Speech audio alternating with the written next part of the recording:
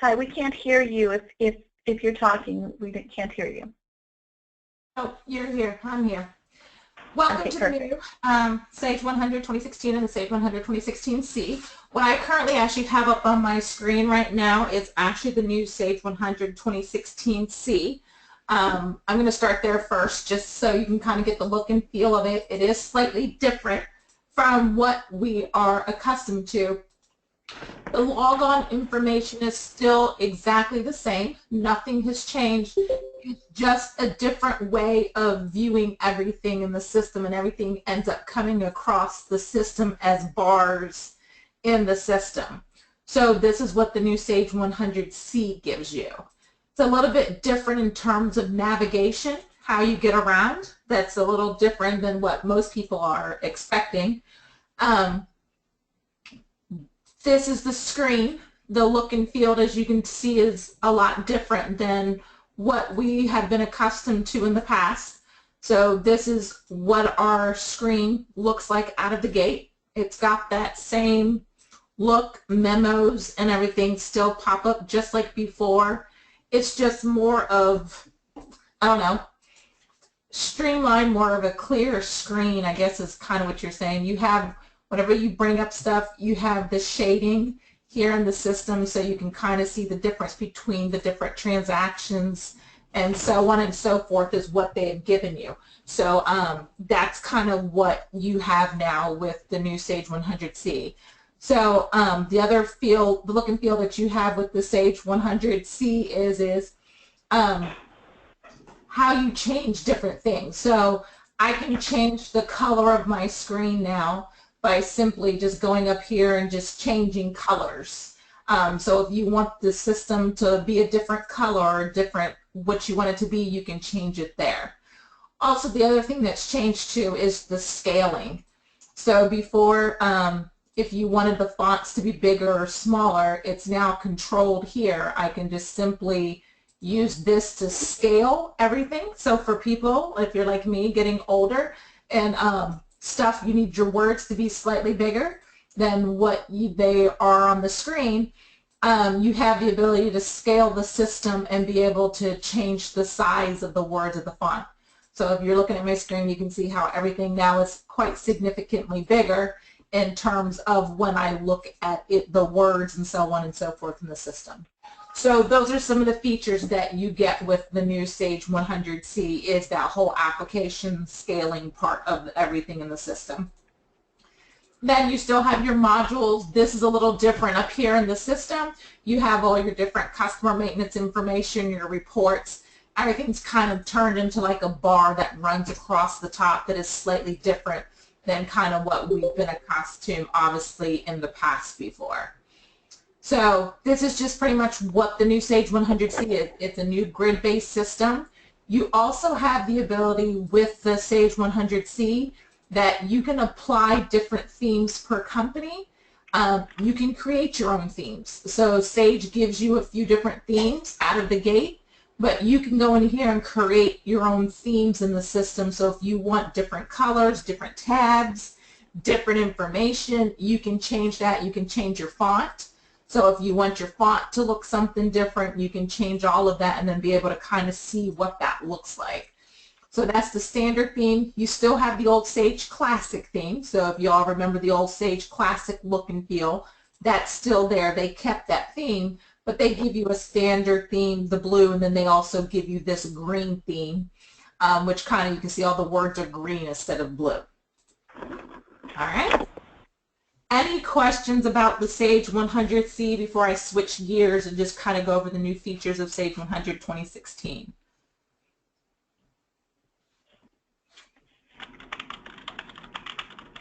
And I don't know if Sherry has explained, but you have the new Sage 100C, it's subscription based. So it is not part of your normal upgrade. So, and your renewal. I don't know, Sherry, are you still on here? Are you still on the call? I definitely am still on the call. Yes, it is subscription based. We need to get a quote for Sage. It's based per modules, users, etc. But it's a monthly fee, or you can pay annually. And it's not it's not something that you own. It's more kind of a quote-unquote type of rental software. So for some people that works, for some people that does not. David, I see your question. You want to know, is there any functional differences or just visual? It's all visual. So yes, it is a visual change. It's pretty much right now is what Sage 100C is giving you. It's giving you the navigation, the personalization, the ability to obviously to do all the different colors, and it gives you that application scaling to be able to make the words bigger or smaller. That is pretty much, that's what you're getting with the Sage 100C. For right now, in this initial rollout of Sage 100C, it is just simply a modernization of the interface and usability. That is all it is. In future versions, Sage 100C is supposed to be different, but for right now, for them introducing the product, it is just a visual change. All right, so I am going to switch gears on this one, and I'm actually going to switch back to the classic desktop here. So give me a second to do that.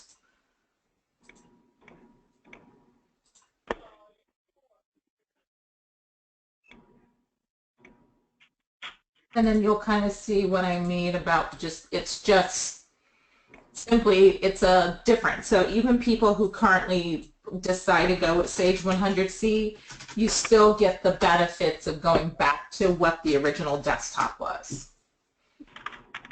All right, so this is probably the look and feel that everybody's currently accustomed to. I'm one of those weird ones that just run the bar across the top just because I'm more of a minimalist when it comes to stuff like that. But let me just go ahead and dive through and kind of show you all the new features. The biggest piece that they really kind of evolved and rolled out in Sage 100 2016 is wrapped around the whole Affordable Care Act. So the new ACA menu, if you're running payroll, you now have the ability to set all those different pieces up in the system. It's not outside of the system. It's kept all within inside of Sage. So you now have the ability to set up the Sage 100 ACA, and the system will produce the 1094 forms that you need also, and the 1095 B or C forms as needed. It will be able to give you the ability via Atrix to be able to transmit that ACA data that is needed to whoever needs to be able to get that information. So you have that piece. And then also what Sage has done is we are now introducing a new Sage payroll service. So if you use time card, whatever, you have the ability now to enter the payroll into Sage and then transmit it to somebody to do the rest of the process for you. So you have that, and they'll be able to download the general ledger account numbers and everything into the system, and you'll be able to load your payroll transactions back into transaction journal entry. For a while there, we lost that feature in Sage while Sage was looking for a new company to partner with, but they have now found a new company to partner with, and that's going along pretty well. So I'm going to go through and just show you where all the new features are in the new system. And then if anybody has any questions, so on and so forth, we can also review if you have any additional questions maybe that I didn't cover. I will try and go through and cover that for you. So first things first, you now have the ability to do extended descriptions for miscellaneous items in Sage. Before it used to be you had 30 characters for the descriptions for a miscellaneous item. You now have the ability to do 2048 or 2046 characters now in item maintenance for your description. So you can go as much as you need to do to be able to do that for yourself in the system. Those extended item descriptions now translate over now into AR into your invoice data entry. So when you're in AR and your different data entry, you'll now be able to see that information in the system so that you'll have that information there. All right. The next big thing that happened in the system actually happened in our user settings in the system. You now have the ability to set up a default zoom for reports. So whenever you preview a report to the screen for users, it's a user by user setting, you can set up what your default zoom is going to be. So if you want to do a report and have the zoom to automatically be 150% or 200%, so you're not straining to see your eyes, you can set that up in the system so you have that automatic zoom turned on for all your different reports in the system. So you now have that capability. The next big piece that came in the system, which I know a lot of customers were waiting on to be able to utilize in the system, that was a long time coming, is you now have the ability in the system in AR and in sales order in the system, is you're going to notice that your customer PO number has now been expanded up to 30 characters. It only used to be 15. That's now been fully expanded out to 30 characters. So if you now need to enter a customer PO number in the system and need it to be able to be longer than the 15 that we've been limited to, that is now a 30 character item in the system. So you now have that capability. All right. The other thing that came into this version is the ability to move invoices between batches. So sometimes at the end of the month, or even forgetting the end of the month, say for instance you have a batch of 50 invoices for the day and you need to invoice 48 of them or 49 of them, and one of them you're not ready to invoice yet. We now have the ability to move, if we need to, let me go ahead and fill this in really quick. So let me create the invoice. So hold on a second, let me create a quick invoice.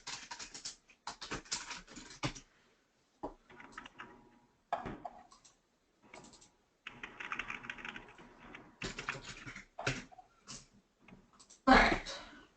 We now have the ability to move, if we need to, an invoice from one batch to another. So I either can move it to another batch that is set up, or I could just tell the system to create a brand new batch and it will take and move that invoice into that batch.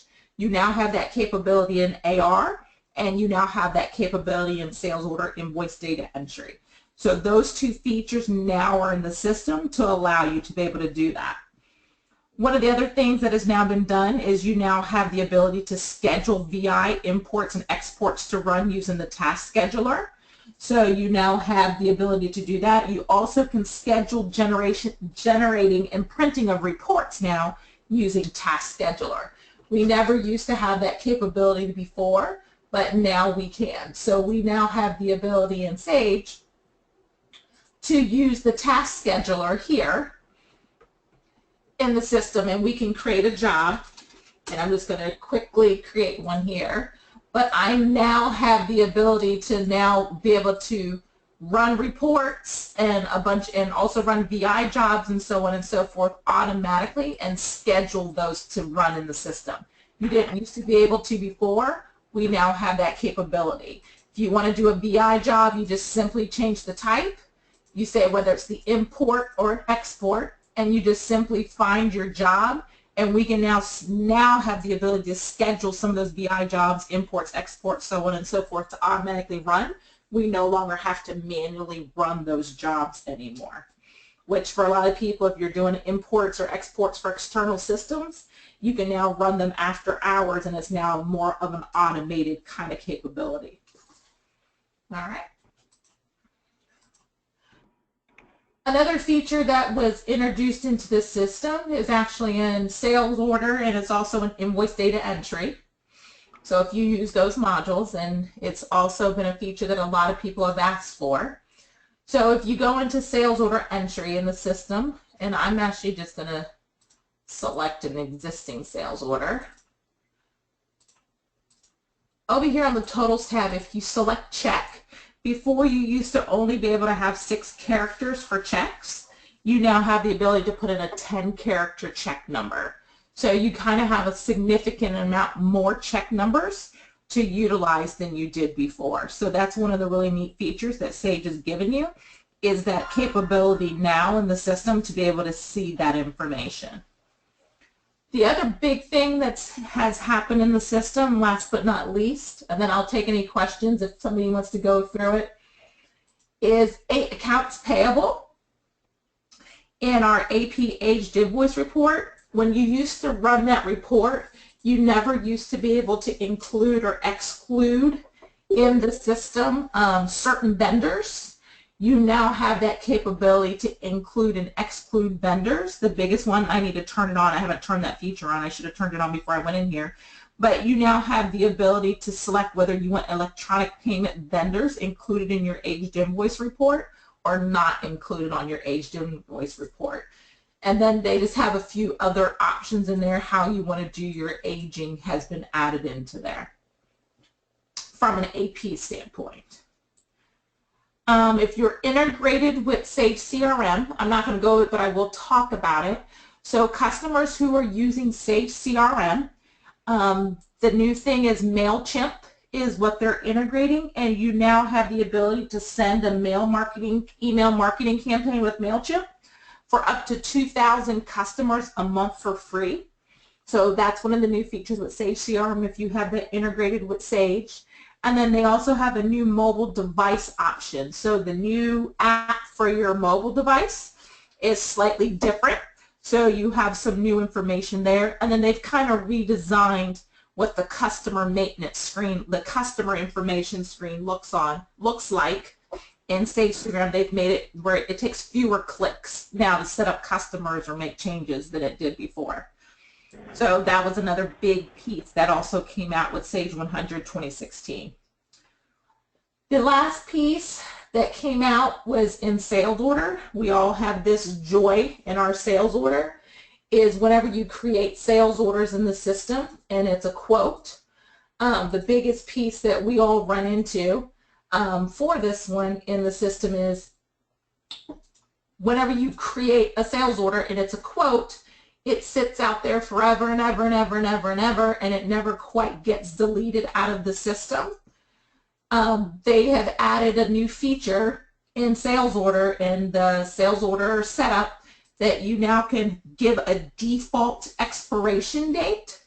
So now whenever you go into the system to do quotes, right here where you have used the default order date when promoting to orders, but you now can put a default amount of days when a quote automatically expires. And then as you know, when you do your period end processing, if you give it the option to purge expired quotes, then it will obviously just go ahead and delete those off your system. So that was the last big piece. I missed one. That was in the Sage 100 2016 version. Any questions about any of that? Anything you want me to go back over again that you want to see in more detail? Any questions regarding the upgrade process? Let me know. We can discuss it because we obviously still have a little bit of time left.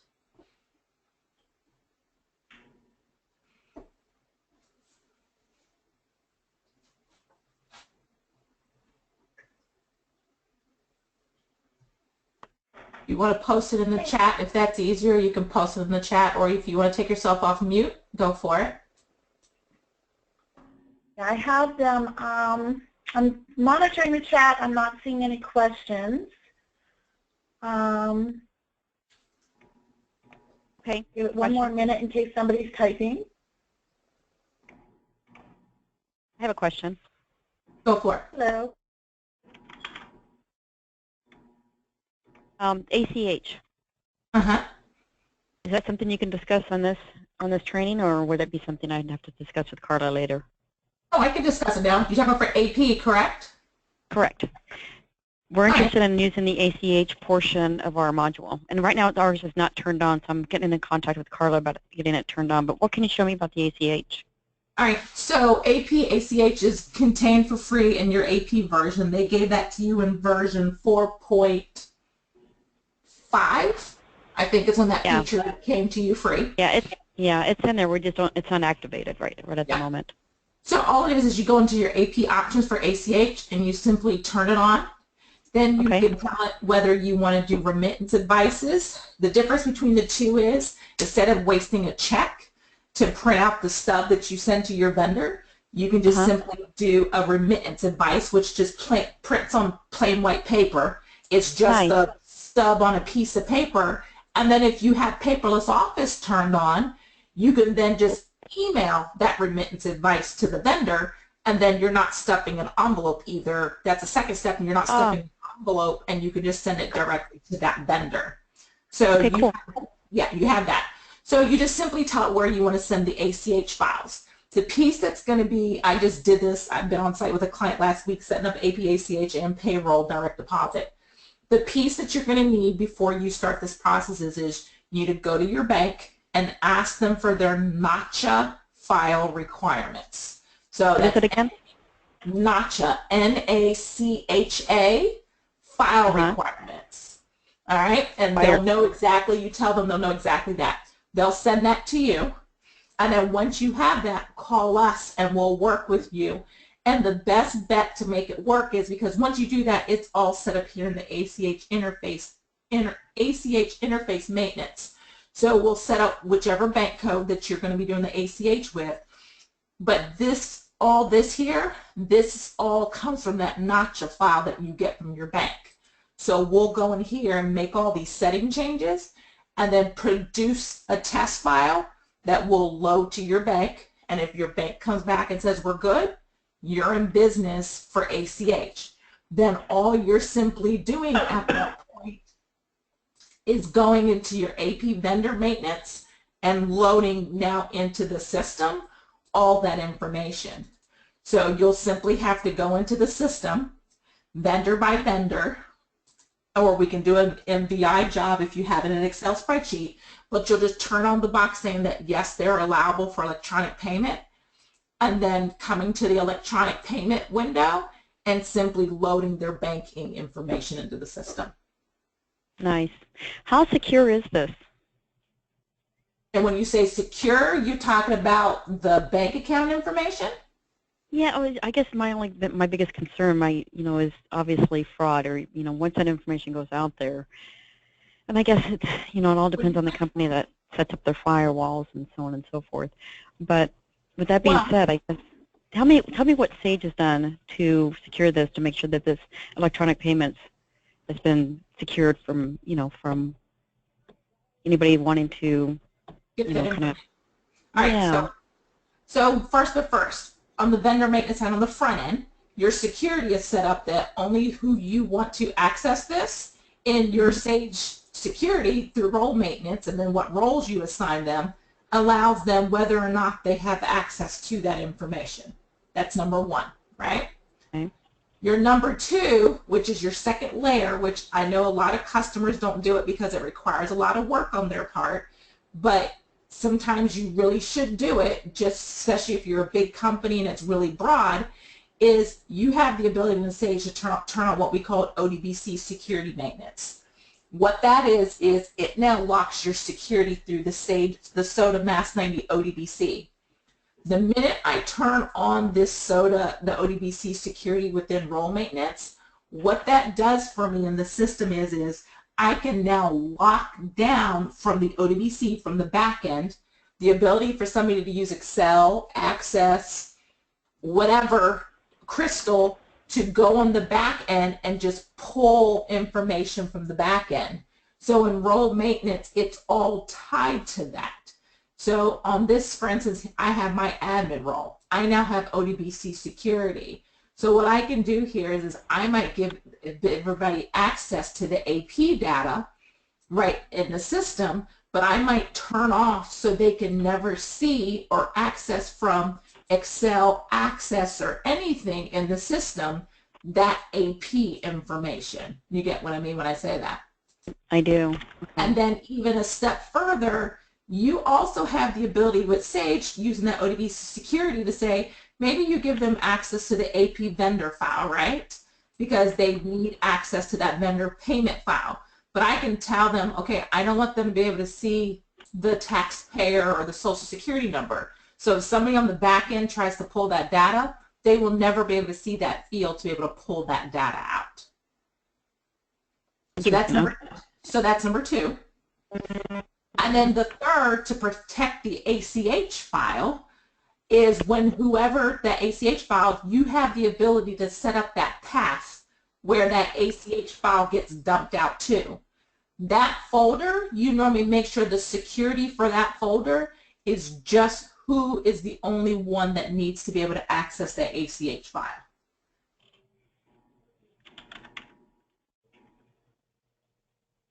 So you just don't want to give everybody access to that file folder. Okay, so let me ask you this: tell me what the pros and cons are about turning it off. I mean, obviously, trying to protect the back end, make sure nobody is able to access that data. But by turning off the Excel, will that have any impact on the vendor?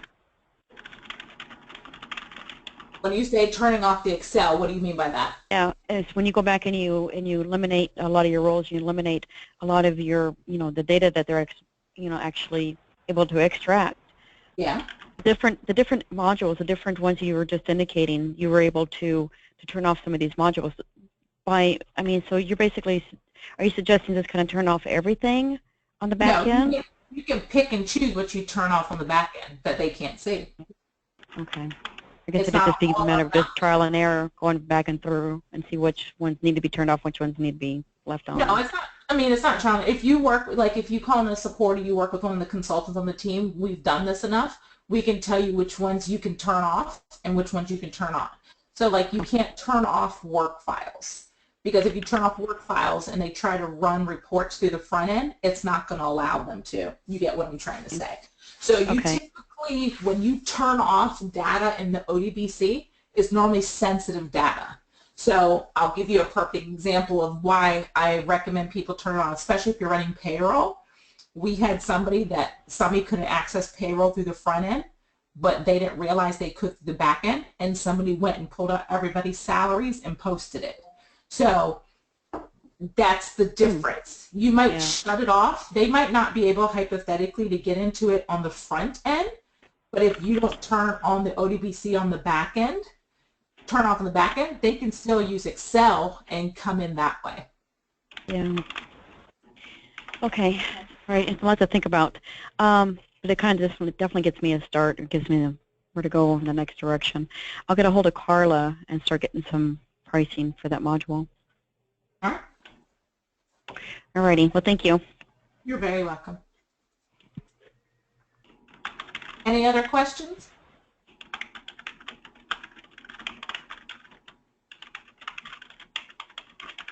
Sherry, I'll turn it over to you.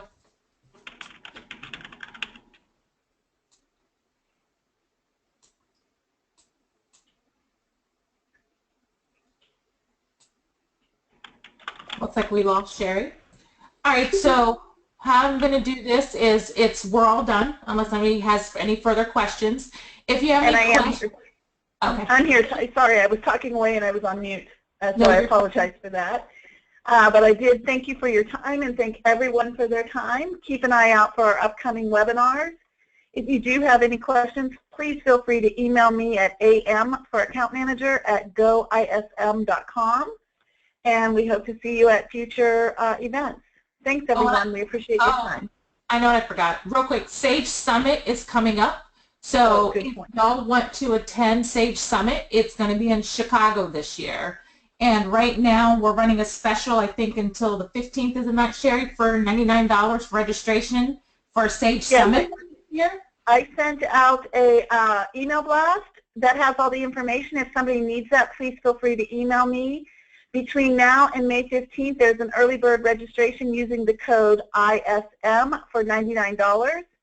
From the 15th to the 31st, that will go up to $199, and after that, it will most likely go back to the normal price of $6.99 per person, although I don't have that information confirmed yet. But it's going to be a great time. We're going to have a large team there from ISM, and we'd love to meet up with you. Tons of sessions, tons of great speakers, lots of great information. You should definitely really make time for it. Okay, and thanks for reminding me of that, Ty. And everyone, thank you. Have a wonderful day.